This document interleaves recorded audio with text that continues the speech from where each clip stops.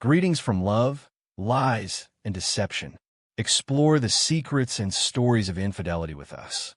When I first met John, my husband Mike's father, I never imagined that he would change my life. He was a man who always stayed in the background, but his charm was undeniable. The secrets we kept, the uncontrollable passions, and the decisions that changed our fate all played out in a maze of forbidden feelings. Now that all the cards are on the table, I'm ready to share this story. A story of love, betrayal, and the unforgettable moments that have permanently etched themselves into my soul. Mike and I live in a tiny East Coast town where everything went smoothly and gradually. JN had a complex background full of life experiences and knowledge that he rarely shared. We have been married for 10 years and had two amazing boys, Tom and Jake. It all started when John moved in with us following the death of his wife. My mother-in-law, Mike, insisted that his father stay with us because he didn't want to be left alone during this trying time. So I agreed, even though it meant that our peaceful family life would change. John was a reserved man who didn't often express his emotions or open up, but eventually a unique bond developed between us. When Mike was at work and the kids were at school, we frequently stayed at home by ourselves.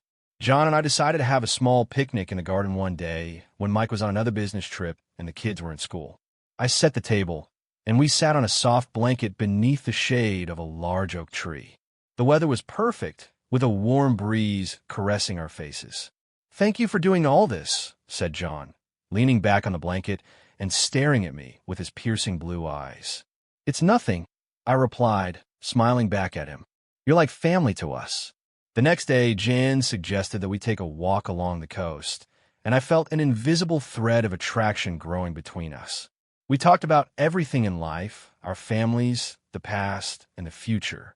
I discovered that Jan was not only a good husband and father, but also a man with deep feelings he skillfully concealed gradually. "You're so kind, Sarah," he continued, and I felt his gaze linger on me longer than usual. "Mike is lucky to have you," he said, and I lowered my eyes to avoid his stare. My heart started to race as I noticed the way John was staring at me. One evening when Mike was late to work and the kids were already asleep, Jan and I were sitting in the kitchen drinking tea and discussing life when he suddenly took my hand and squeezed it. "It's Sarah," he said softly, even though I knew it was wrong that I was married to his son. "I'm in love with you, and even though I know this is bad, I can't help but show it." My eyes were watering, and even though I knew he was correct, my sentiments outweighed my own. I felt that attraction too, that irresistible connection between us. "I can't hide it anymore, either," I whispered, and in the next moment he leaned in and kissed me. That kiss was full of passion and pain mixed together. His lips touched mine, and I felt the fire spreading throughout my body. We forgot about everything, Mike, our families, the world around us. At that moment, only we existed, our feelings and our kiss. When we finally pulled away from each other, I realized that nothing would ever be the same again. That kiss had changed everything. I knew we had to be careful that our actions could destroy our entire lives. But I couldn't deny my feelings. The next day, John suggested we meet at the old lighthouse on the outskirts of town. It was a secluded place where no one could find us. We sat on the rocks, watched the waves, and talked about our future. We knew it was wrong that we were betraying Mike, but our feelings were stronger than us. Every day, our bond grew stronger. We met in secret and exchanged furtive glances and kisses when no one was watching. We knew our actions could destroy our lives, but we couldn't stop after that first kiss. I couldn't think about anything else. My feelings for Jan were like a fire that couldn't be extinguished. Every time we were alone, that passion flared up again and again. But we understood that we had to be careful so no one would find out about our affair. Mike often stayed late at work, and the children were busy with school and extracurricular activities. This allowed us to have private meetings and discover remote locations where we could spend time together. One day, when Mike was away on business for a few days and the kids were staying with their grandmother, John asked me to go for a walk. We drove to a small park outside of the city where there were few people and lots of hidden spots. From the start of the walk, I could feel the tension between us as we grew closer. We held hands and talked about everything while avoiding the subject of our feelings. But it was impossible. Sarah. John halted abruptly and looked at me. I can no longer keep this a secret. I know it's not feasible, but I still want to be with you. John, I squeezed his hand and said, I want to be with you too, but I can't leave Mike and the kids. It's too complicated. He leaned in and kissed me, and I felt my heart race. His lips were warm and soft, and I felt my heart race.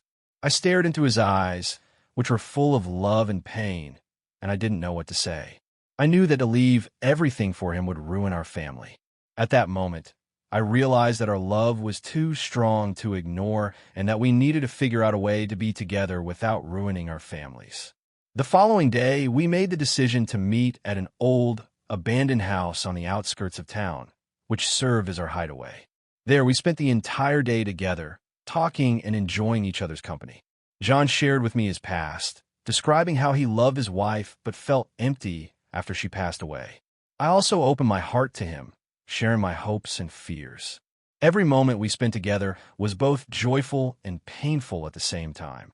We knew what we were doing was wrong, but we were unable to stop our emotions from being too strong. One evening, as we were sitting in the deserted house, John got up and came up to me. Sarah, he said, looking straight into my eyes, I can't live like this anymore. I was shaken by his comments. I love you and want to be with you. I knew he was right. We couldn't keep living a lie, but I wasn't sure how to tell Mike and the kids. How would they respond? In response, I said, John, I love you too, with tears in my eyes, but I don't know what to do, so we will destroy our families. He gave me a hug and held me close. They understand and forgive us. We stood like that for a few minutes, enjoying each other's closeness, and it made me feel a little better. Jan finally said, I know it will be difficult, but it's the only way. His words were true. I knew we would have to show our feelings sooner or later, but I was afraid of that moment, afraid of losing everyone I loved. Over the next few days, we spent time reflecting, trying to avoid interactions with Mike and the kids so as not to give ourselves away, but it was impossible. John nodded, agreeing with me. I could see how difficult it was for him to accept, but he knew it was right. I decided to talk to John, and we sat in the kitchen drinking tea and talking. I started by saying, I think you're right. We have to tell Mike and the kids everything. It will be painful, but it's the only way. I'm prepared. I remarked, I can't live in deception anymore, in response to his calm question. When do you want to do it tomorrow? I took Mike's hand and looked him in the eye after dinner. Mike, we need to talk, I said, feeling my heart thumping in my chest. There's something you need to know. Mike looked at me with surprise and concern.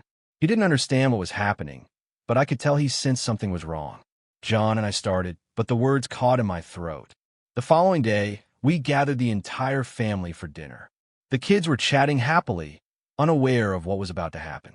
John stood up and came over to us. Mike, Sarah, and I were in love, and I was unable to continue at that point. The children stopped laughing and started to realize that something serious was happening, and Mike's face turned pale after the confession. Everything happened swiftly and painfully, and I could see pain and confusion flare up in his eyes. Mike's voice was filled with pain as he croaked. Are you kidding me? I mumbled, feeling my heart break with the anguish I felt in love with John. This is a nightmare. I couldn't stand his stare, and tears began to run down my cheeks. Mike slowly sunk into a chair, his face showing astonishment and disbelief. Sarah, how could you? How could you betray me like this? He said in a shaky voice. The children, Tom and Jake, sat in silence, their expressions filled with dread and despair. I realized that I had destroyed their hearts and their world.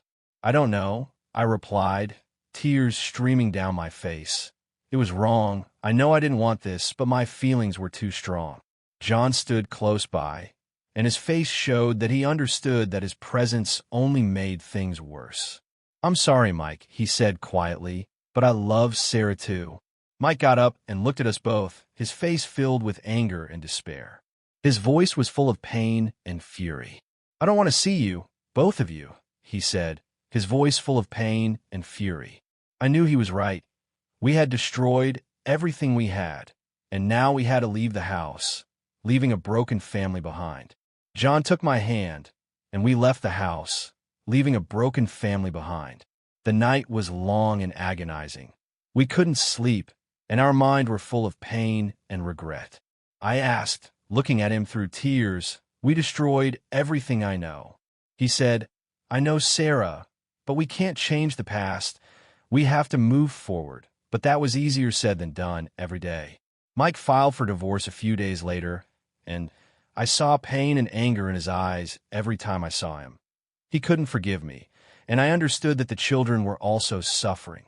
Tom and Jake didn't want to see me because they couldn't understand why their mother had betrayed their father. I knew they too felt abandoned and deceived, which is why they refused to speak. We loved each other, but our love was tainted by guilt and pain. We couldn't enjoy our feelings because we knew the pain we had caused others. Over time, our relationship began to fall apart. We argued more frequently, blaming each other for what had happened. Our feelings gradually faded, and one evening, as we sat in our rented house, I realized our love couldn't withstand such pressure. John tried to support me, but I could see he was also going through hardships. He looked at me, and I saw the same feeling in his eyes, and he understood that I was right, I know. Sarah answered quietly, "I can't either. It's too hard." We hugged for the last time, and I felt tears streaming down my face once more. I knew that this was the end of our love, the end of our suffering. So the following day, I packed my things and left. We need to break up. I had no idea where to go. Not knowing what to do next, I was alone, abandoned, and in a lot of agony. I felt that I was to blame for my life being wrecked. And I was so lonely that I leased a modest apartment in a neighboring town in an attempt to start over. But every day was filled with regret and suffering. I was alone after losing everyone I cared about, and my kids didn't want to see me because they couldn't forgive me for betraying their father. They ignored my messages and didn't answer my calls. Even though I knew I was deserving of their wrath and loathing, it didn't lessen the hurt. I tried to find a job to keep my mind occupied, but even that was challenging. My coworkers knew what had happened and looked at me with disapproval. I felt like an outsider, someone who had ruined her life and the lives of those she loved. Every night when I lay in bed, I cried because I remembered the times when Jan and I were happy, but I also felt guilty and hurt because I knew I would never be happy again. My relationship with Jan completely fell apart. We stopped communicating, and I knew it was best for both of us. Months went by, but the pain persisted. Every day was a battle with myself, my emotions, and my loneliness. I tried to find comfort in work and new interests, but nothing was able to fill the void in my heart. One day, as I was strolling through the city, I saw Mike. He was with a new woman, and they were holding hands and laughing. I felt my heart tighten with pain, but it was fair that he was happy and I was left alone. I knew that I could never go back to the life I had once had because I had destroyed it with my own hands, and now I had to live with it. Loneliness was my punishment. I knew I deserved it. As the years went by, I learned to cope with the loneliness and the pain. I grew stronger, but that strength was based on the wreckage of my life. I could never trust my feelings or let myself fall in love again. Every day, I thought back to the beginning of it all, with our secret meetings and our kisses. I knew I couldn't go back in time and change what had happened. My life will never be the same because I've learned to value those close to me and not give in to ephemeral passions. I also realized that I made a mistake, but it taught me a lot. I'm alone, but I've learned to live with it. I find comfort in my work and new hobbies, but my heart will always remember the pain I caused myself and others. This is my story, a story of love, betrayal, and pain, a story of how one mistake can ruin an entire life, but it's also a story of strength and survival. I learned to live with the pain and loneliness, and it made me stronger.